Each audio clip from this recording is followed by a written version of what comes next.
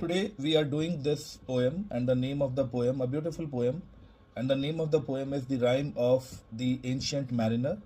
It is written by Samuel Taylor Coleridge. Samuel Taylor Coleridge ने ये poem लिखी है and the poem is all about self realisation, introspection, repentance. Means the poem has a lots of various emotions imbibed within itself. आपको बहुत कुछ देखने को मिलेगा इस पोएम में. बेसिक ह्यूमन टेंडेंसी भी आपको इस पोएम में देखने को मिलेगी. So the poem is like this कि तीन वेडिंग गेस्ट एक वेडिंग अटेंड करने जा रहे हैं and suddenly they are stopped by a mysterious old man. And out of those three, two basically move away from there. One gets, you can say, highly attracted by the personality of that old person, and he started listening to him like a 3 years old child. एक 3 साल के छोटे बच्चे की तरह वो उसकी बातों को सुनने लगा. तो that the poem is about this. अब वो क्या बातें करता है, क्या बताता है, that I tell you. So it starts like this. It is an ancient mariner and he stoppeth one of three. Ancient mariner था वो एक, और उसने आउट ऑफ दोज थ्री, उन तीन में से एक को रोक लिया. By thy long grey bird. और उसने रोका किससे? उसने उसको अपनी अट्रैक्टिव पर्सनालिटी से रोका, अपनी लंबी ग्रे बियर्ड से, अपनी ग्लिटरिंग आईज से, अपनी चमकदार आंखों से. तो जब वो रुक गया, जब वो वेडिंग गेस्ट रुक गया, तो he asked that old man, now wherefore stoppest thou me? Wherefore stoppest thou me? He wanted to know, why have you stopped me? Thou means you. Why have you stopped me? आपने मुझे क्यों रोका? They were going to attend the wedding. That's why he said, the bridegroom's doors are open wide. Bridegroom के घर के दरवाजे खुल चुके हैं. And I'm next of kin. And I'm his close relative. मैं उसका बड़ा close relative हूँ, उसका kin हूँ मैं. And the guests are met.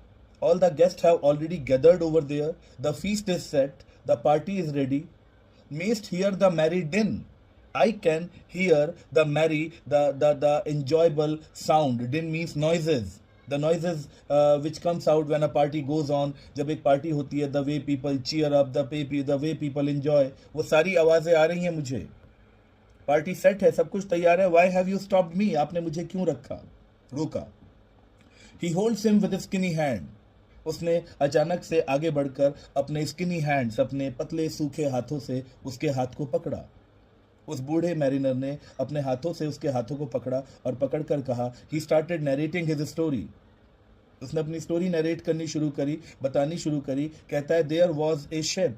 एक बार की बात है, once upon a time there was a ship. एक शिप था. Quoth he quoted, he told that once upon a time there was a ship. एक शिप था. But the moment he said so, जैसे ही उसने ऐसा कहा, the moment he held the hand of that kin of the bridegroom, that wedding guest, जैसे ही उसने उस wedding guest का हाथ पकड़ा और ये लाइन बोली कि there was a ship, once upon a time there was a ship, ये सुनते ही उसने एकदम से कहा, hold off, दूर हटो, unhand me, मेरा हाथ छोड़ो. ग्रे बियर्ड लून, ग्रे बियर्ड वाले पागल इंसान, लूनेटिक पागल इंसान, छोड़ो मेरा हाथ. Eftsoon, his hand dropped he. Eftsoon, at once. Eftsoon means at once. At once he dropped his hand. हाथ छोड़ दिया उसने उसका. तो पॉइंट इज दिस, अगर हाथ छूट गया है तो वो अब यहाँ से जा सकता है. He can go. There's nobody to stop him. But still, the wedding guest could not move from that part. उसने अब उसको अपनी bright, glittering, hypnotic eyes से रोक लिया. उसकी आंखों में एक ऐसा मैग्नेटिक इम्पैक्ट था, एक ऐसा हिप्नोटिज्म था कि वो आगे नहीं बढ़ पाया. ही holds him with his glittering eyes. उसने उसे अपनी चमकदार आंखों से रोका. The wedding guest stood still. Wedding guest बिल्कुल शांत खड़ा हो गया. And lessons like a 3 years child. ऐसे उसकी बातों में आ गया वो, ऐसे वो उसके यू कैन से स्पेल सा हो गया लाइक उसके ऊपर. It was just like a magic spell. And he started listening to him like a 3 years old child. एक 3 साल का बच्चा जैसे बड़ी ओबीडियंस के साथ आपकी बात सुनता है, वो वैसे ही उसकी बात सुनने लगा. The mariner hath his will. यही तो मैरिनर की विल थी, यही तो उसकी डिजायर थी, यही तो उसकी इच्छा थी, that somebody should listen to him. And finally he got a person, he got a listener, he got a person who could listen to him. And his will was fulfilled, his desire was fulfilled. The wedding guest sat on a stone. Wedding guest finally एक पत्थर पर बैठ गया. He cannot choose but hear. He did not choose this. उसने ये choose नहीं किया था, but still he had to hear. फिर भी उसे ये सुनना पड़ रहा था. He did not choose this. Why? What he chose? He chose wedding party. He chose fun. He was thinking that he would go to the party, he will have fun, he will make merry over there, he will enjoy the party, everything like this. But instead of doing all those things, what the hell was he doing right now? He was listening like a 3-year-old child to a person who had grey beard and glittering eyes. And thus spake on that ancient man. Poetic license. The poet has changed the structure of speak, spoke, spake, spoken. He made speak का जो spoke second form होती है उसने उसको spake बना दिया. And thus spake on that ancient man. उस ancient man ने, उस bright eyed mariner ने, उस ancient mariner ने अपनी कहानी सुनानी शुरू करी. He said once upon a time there was a ship. एक बार की बात है, एक जहाज था, पानी का जहाज था. The ship was cheered, the harbor cleared. All the crew members of the ship were very happy. They were in cheerful mood. सबके सब बहुत खुश थे, cheerful mood में थे. Harbor was clear. Harbor बिल्कुल clear था. मौसम बड़ा आसान था. मौसम बड़ा खुशनुमा था, बेहतरीन था. It was a beautiful weather. Merrily did we drop, and happily we started our journey. उस शिप से हैप्पीली हमने अपनी जर्नी शुरू करी. We started our journey below the Kirk. KIRK church के किनारे से होते हुए हमारा शिप निकला. मे बी उस कोस्टल एरिया में, कोस्ट पर ही कहीं चर्च बना होगा, वहाँ से निकला. बिलो द हिल, पहाड़ के नीचे से बगल से होता हुआ हमारा शिप निकला. Below the light house top. समुद्र में wherever there are stony areas where the water is a bit shallow, वहाँ लाइट हाउस बना दिए जाते हैं ताकि कोई भी शिप आकर उन पत्थरों से टकरा ना जाए. तो वैसे ही एक लाइट हाउस के बगल से हमारा शिप गुजरा. The sun came up upon the left. The sun came up upon the left. Now they are in the sea. अब वो समुंदर में है. लेफ्ट साइड से उनके सूरज निकला. Out of the sea came he. Personification for sun. He word is used. Sun को ही के साथ रिप्रेजेंट कर रहे हैं. सो एक नॉन लिविंग ऑब्जेक्ट को जब लिविंग एट्रीब्यूट्स असाइन कर दिए जाते हैं, then that is called personification. Here sun को ही बोलकर ट्रीट किया जा रहा है. तो he is basically use for a boy or a person or a human being, like this. So the sun came up upon the left side से सूरज निकला. Out of the sea came he. समुंदर से वो बाहर निकला. And he shone bright. And on the right went down into the sea. सारा दिन सूरज बहुत ब्राइट चमका और फिर शाम को राइट साइड में जाके went down into the sea. It set over there. So the sun basically rose, and then after that it set over there. One day passed. That tell the rising and setting of the sun describes the passing of the day. धीरे धीरे सूरज रोज निकलता left side से. Every day it goes down into the sea, and then one day passes over there. एक दिन बीत जाता है इस तरीके से. Higher and higher every day. Higher and higher, एक ही लाइन में हायर वर्ड दो बार रिपीट हुआ है. Repetition. When a word or a phrase repeats in the extract, then that is called repetition. यहाँ पे higher word repeat हो रहा है. Higher and higher every day till over the mast at noon. Her rose Suraj higher and higher ऊपर ही ऊपर चढ़ता चला जाता था. कई बार तो सूरज नून में दोपहर के टाइम पे बिल्कुल मास्ट के ऊपर नजर आता था. So mast is the biggest or you can say the longest pole on a ship. ये वो जमाने की शिप है जिस जमाने में पाल्स लगाए जाते थे शिप पर. सेल बोट्स हुआ करती थी, सेल्स लगाए जाते थे, पाल्स लगाए जाते थे. तो जिस सबसे बड़े डंडे पर जो किसी भी बोट का जो सेंट्रल पोल होता है, जिसके आसपास एक बोट को या एक शिप को बिल्ड किया जाता है, that is called a mast. That is the highest pole of the ship. Ship का वो हाईएस्ट पोल होता है. तो वही वो बता रहा है कि कई बार सूरज बिल्कुल मास्ट के ऊपर नजर आता था. A wedding guest here he beat his breast. A wedding guest यहाँ गुस्से से अपनी छाती पीट रहा है कि why am I sitting over here? मैं क्यों बैठा हूँ इसके पास? Why am I listening to this old man? मैं इस old आदमी की बातें क्यों सुन रहा हूँ? I should have right now तो I should have been in the marriage. मुझे शादी में होना चाहिए था. I would be enjoying the marriage party over there. मैं marriage party enjoy कर रहा होता. What the hell am I doing? मैं इसकी बातें यहाँ क्यों सुन रहा हूँ? So the wedding guest here beat his breast. Wedding guest ने यहाँ गुस्से से अपनी छाती पीटनी शुरू कर दी. For he heard the loud bassoon. Bassoon is a musical instrument. अब उसे लाउड बसून की आवाज आनी शुरू हो गई थी. म्यूजिकल इंस्ट्रूमेंट की बजने की आवाज आनी शुरू हो गई थी. दिस मीन्स पार्टी शुरू हो चुकी थी. And he is listening to this man. He did not choose but hear. उसने ये चूज नहीं किया था, लेकिन उसे ये सुनना पड़ रहा था. वो रियलाइज कर रहा है that the bride hath paced into the hall. He is realising कि ब्राइड हॉल के बीच में से अब गुजर कर जा रही होगी ऑल्टर की तरफ, जहां पर उनकी शादी होनी है. Red as rose is she. Simile, she is compared to a rose. Her cheeks are, she's blushing. She's blushing. The bride is blushing, and because of the blushing, she is looking like a rose. She is looking as red as a rose. Simile, comparison using like or as is called simile. Nodding their head before her goes the merry minstrelsy. और जब वो जा रही थी वहां से तो वहां पे म्यूजिशियंस खड़े हुए थे, वो म्यूजिक बजा रहे थे। तो जब वो उसके उनके सामने से गुजरी, म्यूजिशियंस के सामने से, मिन्स्ट्रेल्सीज के सामने से गुजरी, म्यूजिशियंस के सामने से गुजरी, the musicians started nodding their head. Musicians को देखकर हेड नीचे करने लगे, सर झुकाने लगे, उसको रिस्पेक्ट दे रहे थे। Merry minstrelsy, MM, alliteration. The repetition of a consonant is called consonance or alliteration. Merry minstrelsy, MM, alliteration.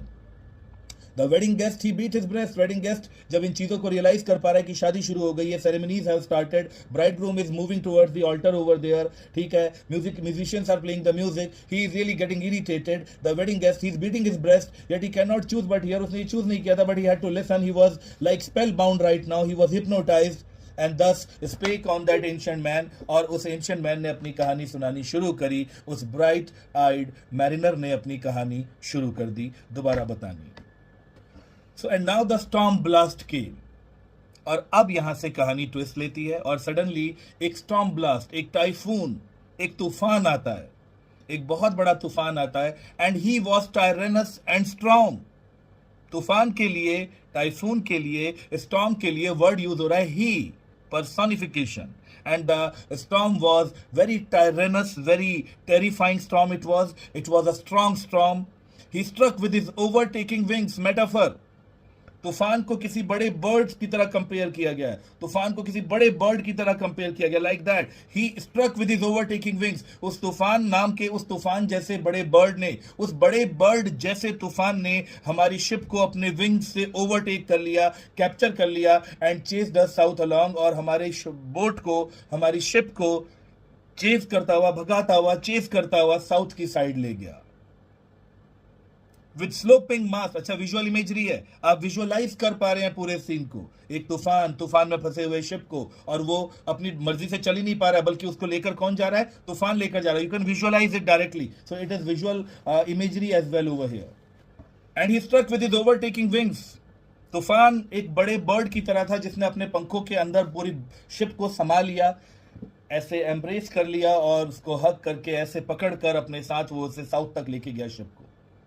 With sloping mast and dipping prow. Prow is the front part of a boat or a ship. Ship का जो front part होता है that is called prow. अब अगर वो लहरों में जा रहा है तो कभी ऐसे dipping prow. Prow जो है पानी में डिप हो रहा है, फिर बाहर निकल रहा है, फिर डिप हो रहा है, फिर बाहर निकल रहा है, like this. और mast जो बीच का सबसे बड़ा पोल है, वो पानी में कभी नीचे, फिर कभी ऊपर, कभी like this, कभी like this. So with sloping mast and dipping prow, as who pursued with yell and blow, still treads the shadow of his foe and forward bend his head.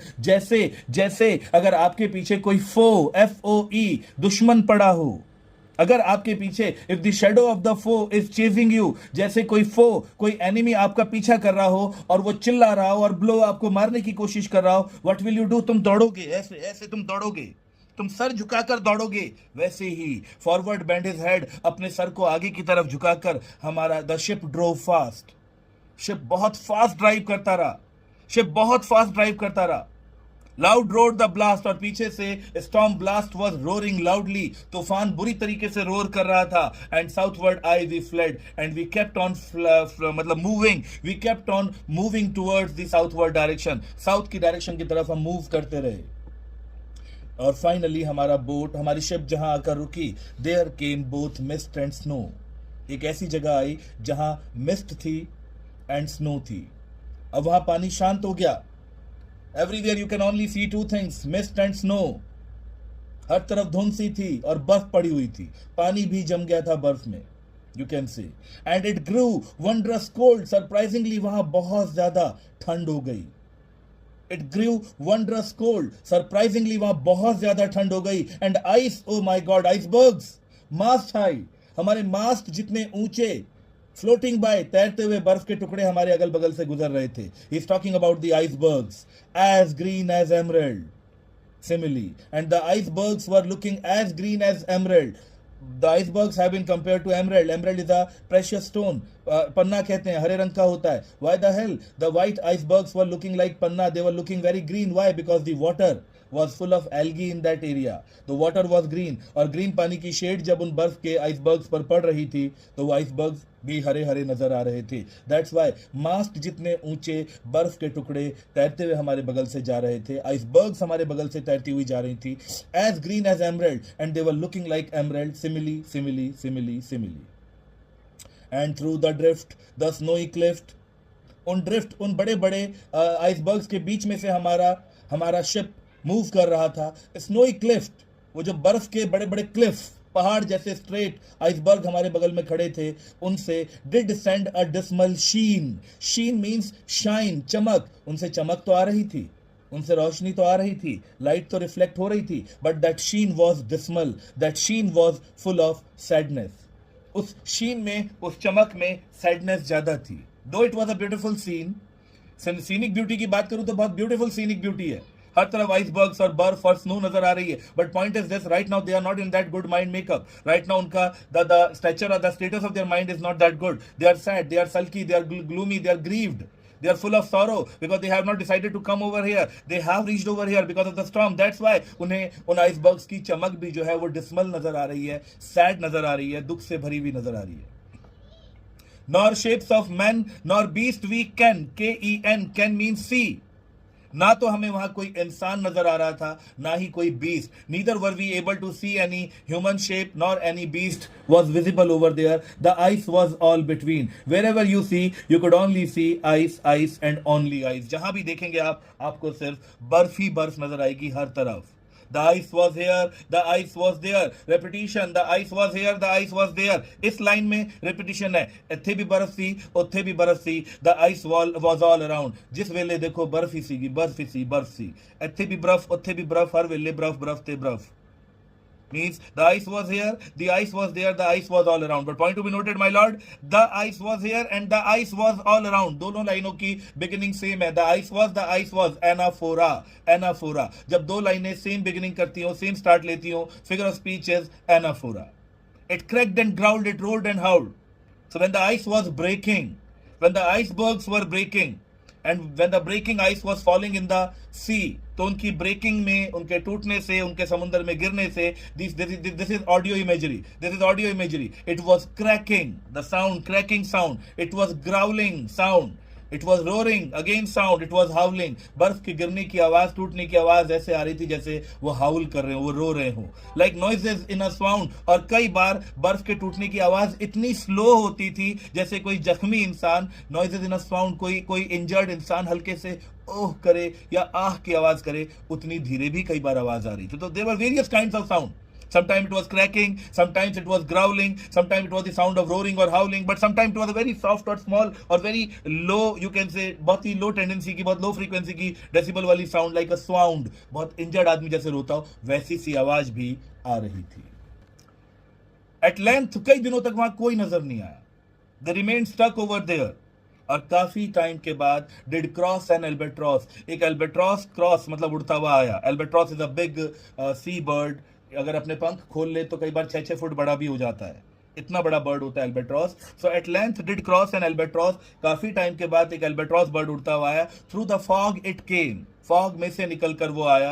As if it had been a Christian soul. Thank God we welcomed it in God's name. हमें लगा जैसे ये कोई Christian soul हो, हमें लगा जैसे ये भगवान का भेजा हुआ कोई मिरेक्युलस क्रिएचर है. एक ऐसी जगह ना तो बीस्ट नजर आ रहा हो, ना ह्यूमन बींग्स नजर आ रहे हो, वहां पे एटलीस्ट फाइनली एक बर्ड नजर आया. लाइफ का एक साइन नजर आया कि yes there is life around, यहाँ अगल बगल और भी लाइफ हो सकती है. So we in the name of God, हमने उसको as a Christian soul welcome किया. We held it in God's name, we welcomed it in the name of God. उस एल्बेट्रॉस को हमने बहुत पॉजिटिवली वेलकम किया.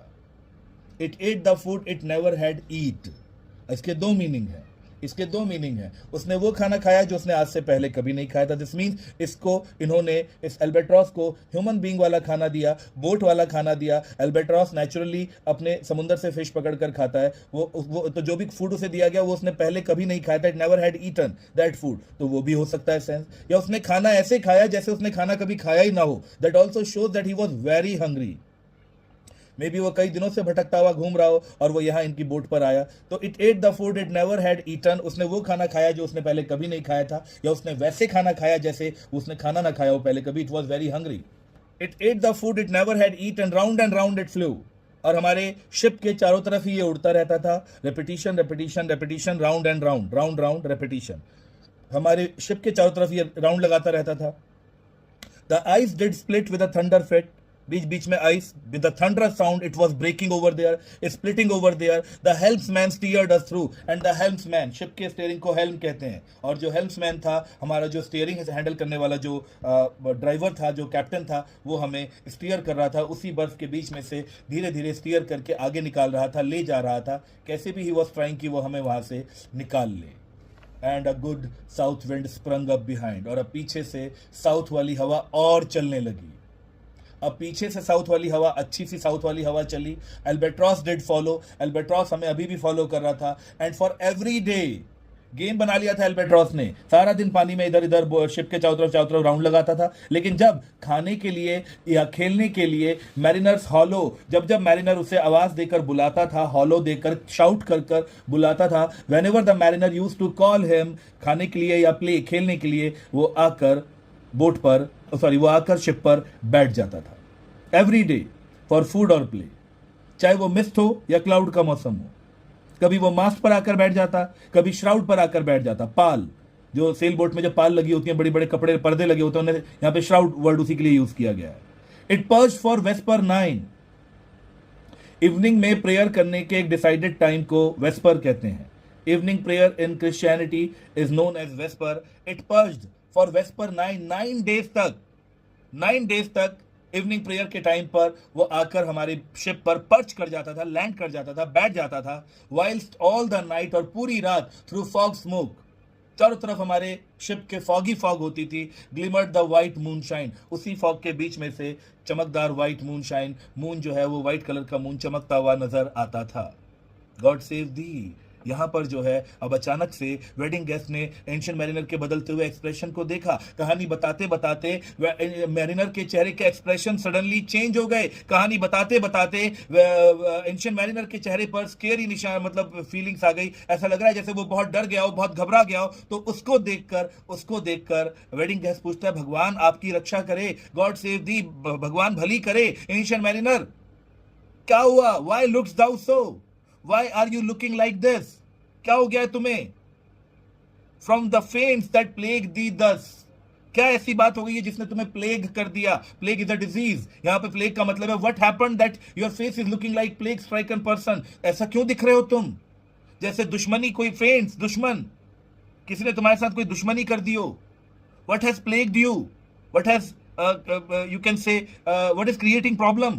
What is the problematic scenario over here? Why are you looking like this?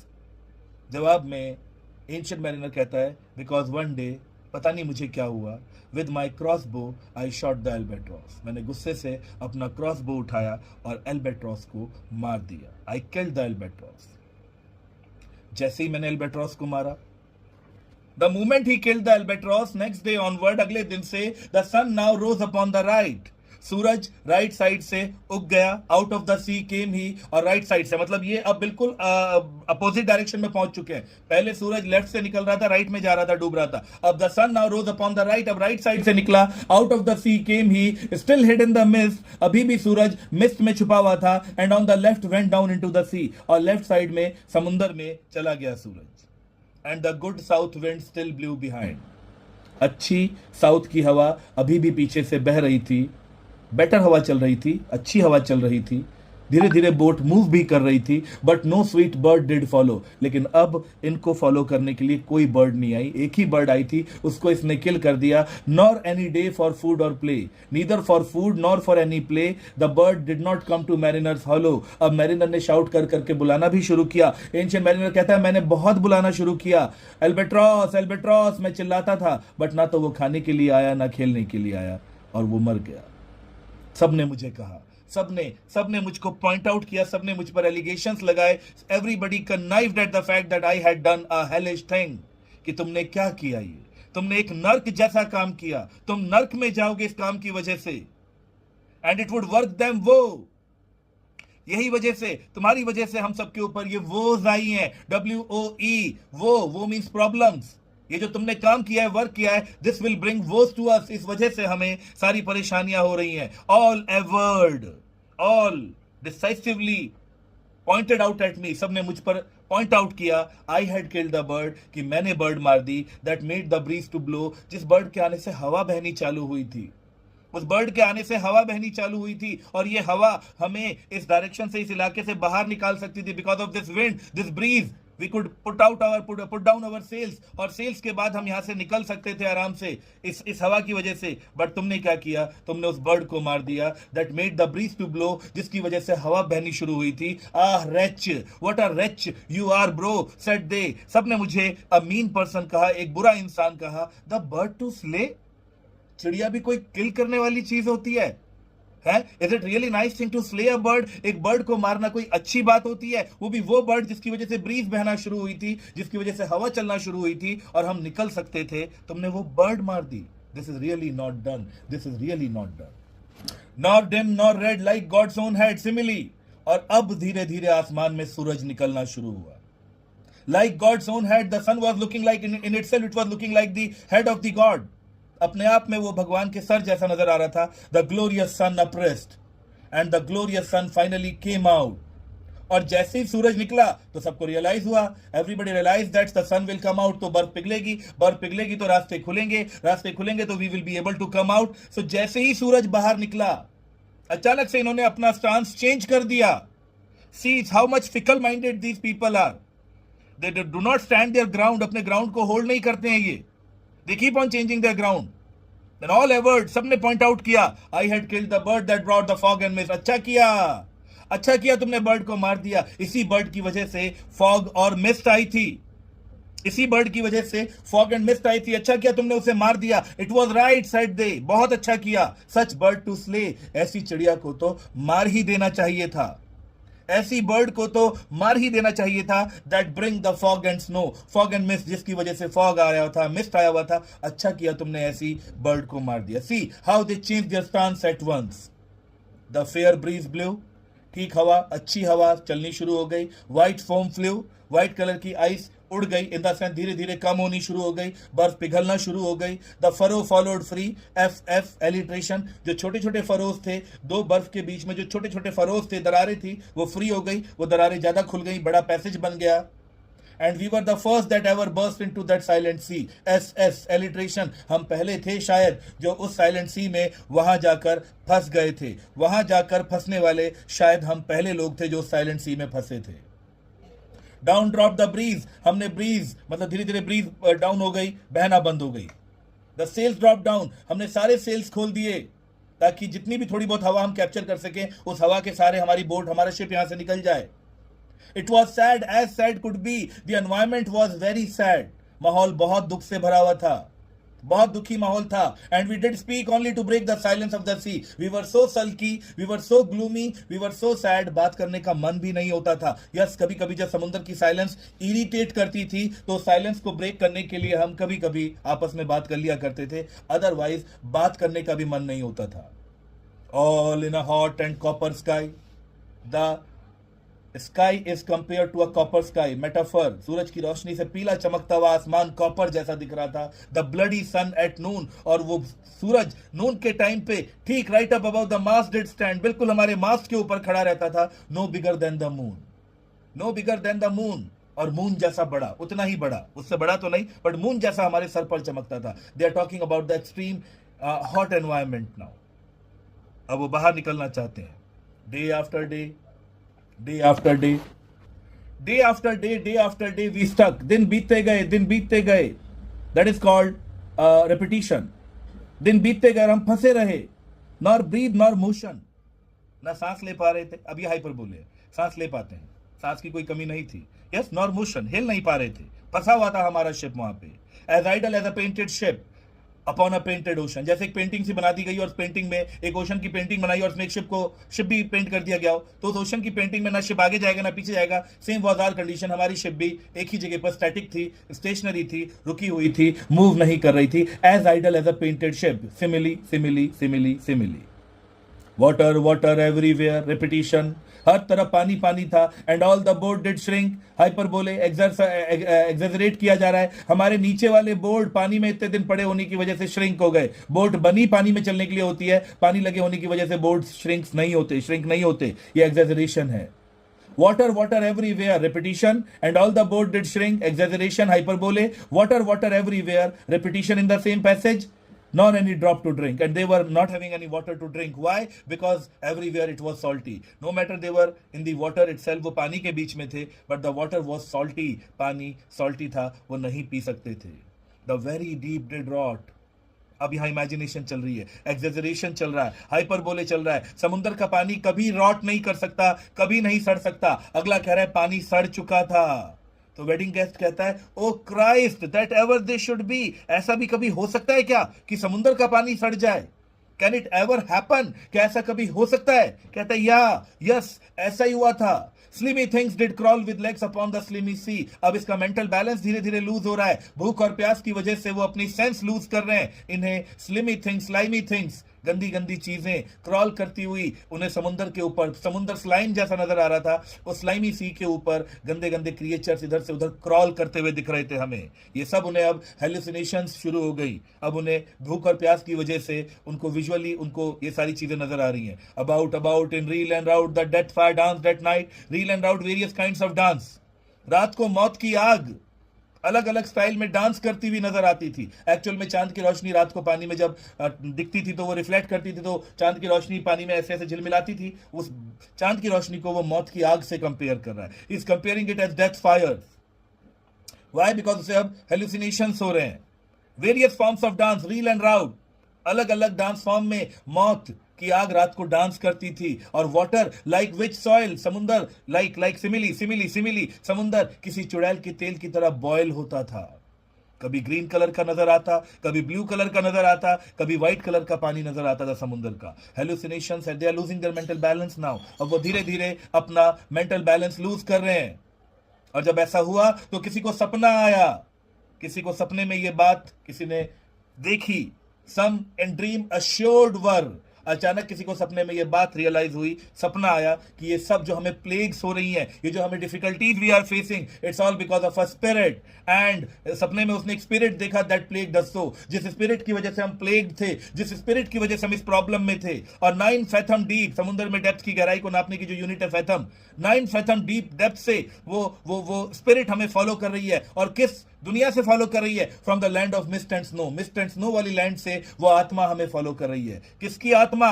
Albatross की। Land of mist and snow में किसकी killing करी गई थी? एल्बेट्रॉस की। सो whose spirit is being talked about over here? The spirit of albatross, which was creating all these plagues, all these difficulties, all these problems to these guys.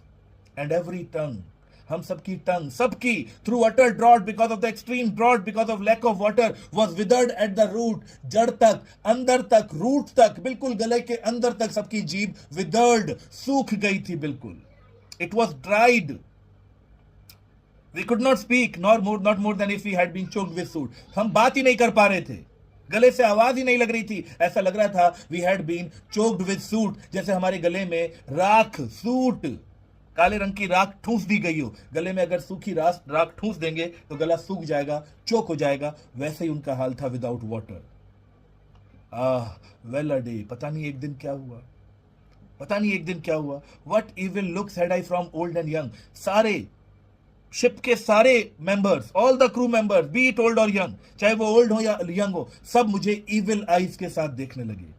They were looking at me and there were evil looks in their eyes. उनकी आंखों में वो एक evil look नजर आ रहा था। सब मुझे गुस्से से घूर रहे थे और गुस्से से घूर कर उन लोगों ने अपनी सारी परेशानियों की जिम्मेदार मुझे ठहराया। They blamed me for all their miseries and all their problem instead of the cross. कभी जहां मेरे गले में मेरा क्रॉस, क्रिश्चियंस वाला क्रॉस लटका रहता था, उन्होंने मेरे गले से क्रॉस निकालकर फेंक दिया। And the albatross about my neck was hung, और एल्बेट्रॉस की डेड बॉडी मेरे गले पर टांग दी। एल्बेट्रॉस के मरने का पूरा इल्जाम मेरे ऊपर डाल दिया। They all blamed solely I was blamed for killing that albatross. मुझको सबने इविल लुक्स के साथ देखा और एल्बेट्रॉस को मारने का जिम्मेदार सिर्फ और सिर्फ मुझे ठहराया। There passed a weary time. So I hope guys आप लोगों को the rime of the ancient mariner अच्छे से समझ में आ गई होगी। Thank you.